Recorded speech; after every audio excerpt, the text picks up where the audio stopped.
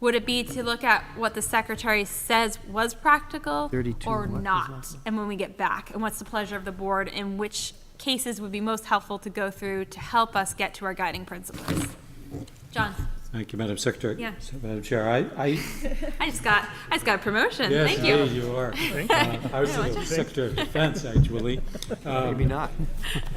I think that the exercise you've led us into by looking at these specific cases has been productive. It's triggered some understandings and nuances that I, for one, had not thought much about.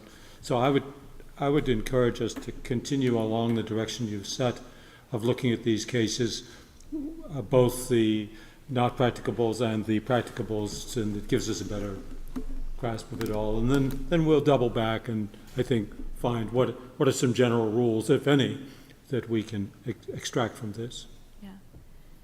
Any other needs from board members that they need between?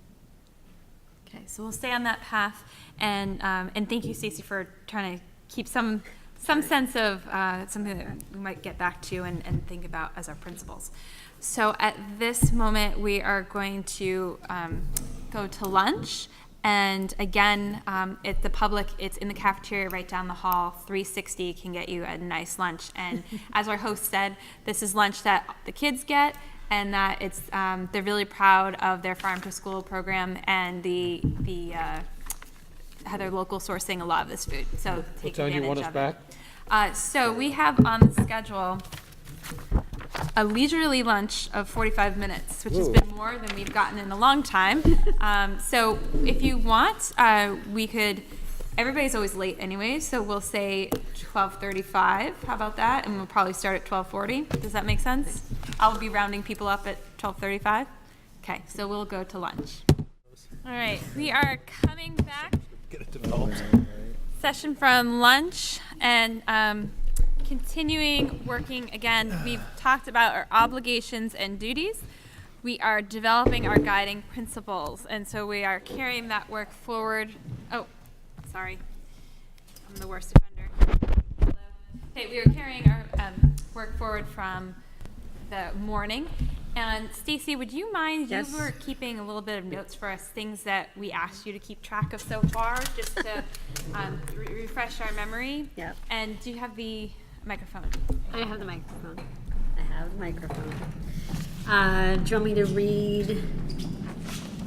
Well, there are two places where I feel like we kind of were trying to hone in on a definition. So one was about the word possible, and we had, I believe, any combination that is not statutorily prohibited is possible. And the other one was practicable. If a district or districts have demonstrated progress in moving towards smaller governance units or districts, then it would not be practicable to disrupt this process. Does that seem more or less reflective? Yep. Or Oliver, you want to amend that? No, I think that makes sense, and if, with the chair's permission, I'd like to delve into a little discussion around debt under the heading of practicable, because I have some ideas there. And I figured this now is as good a time as any. Is everybody? Stacy, would you say that definition of practicable again, Sure. please?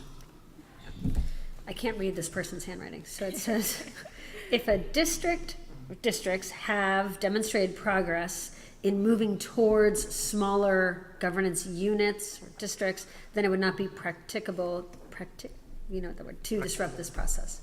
I don't think that's what is meant by practicable, that it's not a measure of whether or not we should disrupt a process. I think practicable refers to whether or not a particular convergence of governance is practicable. That is to say, one that's not practicable is two different operating systems. Well, that's You know. possible. No, if it's if you cannot, it's, oh, that's right, I'm sorry, you're right. That is prohibited by statute, right. Right. So it's not that we should reject something because it's more that is the proposal itself practicable? I believe, if I remember the conversation, this was one kind of prong, perhaps, of defining whether or not it was I'm having a hard time now with this word, predictable. That the idea, we were looking at a particular case where it looked like the rationale was because these units were already moving towards consolidating their governance, then it would not be can someone help me here? Practicable to disrupt this process in terms of the fact that it looked like it was moving Yeah. towards some of the goals of 46. That's what I heard. That but- was a case that we actually didn't agree with, or tentatively had some reservations about the secretary's conclusion to that effect. Do you have a? Right, so that's what we asked Stacy. Stacy's just been our note keeper, so that's what kind of people were saying and asking to be kept. That's why I wanted to make sure we were on the Well, same page. another way to see edit it that? would Yeah. be that there are obstacles to convergence of governance or consolidation. And would be up to us to define what would be allowable obstacles, not statute, but debt would be a possible obstacle, or undue financial burdens such as Danville taking on burdens of an adjacent community or something like that. So am I hearing from you that it's not practicable to merge if there is, and then start making a list? Yeah. Is that what I'm And, hearing? and we earlier had a discussion that we said we didn't want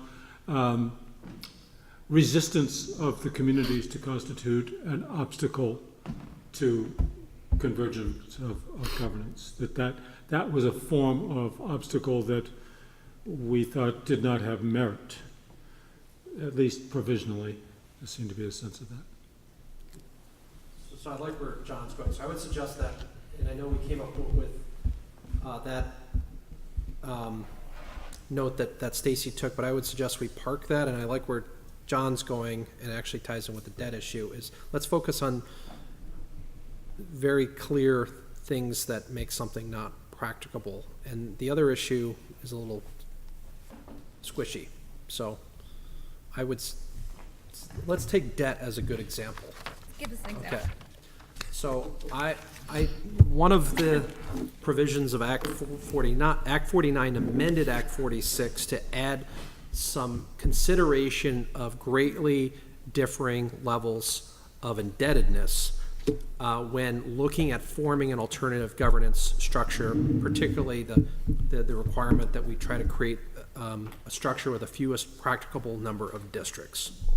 So debt is a potential obstacle. How do we define what's greatly varying levels of debt? And there are a number of problems with indebtedness and looking at what that means in terms of the actual impact. And what I'm going to suggest, because I thought about this quite a bit over the weekend, is that our starting point should be last year's equalized per pupil spending between those districts. And we should use that as sort of a first gate as a potential indicator where indebtedness may be an issue. And I would suggest we pick a threshold. I'm going to just throw 20% out as a number. Mm-hmm. And if there is equalized per pupil spending, if there's a variance of greater than 20%, we should then look into into those districts to see what accounts for that variation, and specifically to what extent indebtedness contributes to that. So in other words, because you could have, and the example I want to give, we have to be careful we don't get wrapped around the axle around debt, because you could I'll just take two fictional districts. You could have District A that has $10 million of bonded indebtedness, but that bonded indebtedness was used to provide significant improvements to the physical plant that made the building more energy efficient and reduced maintenance and operating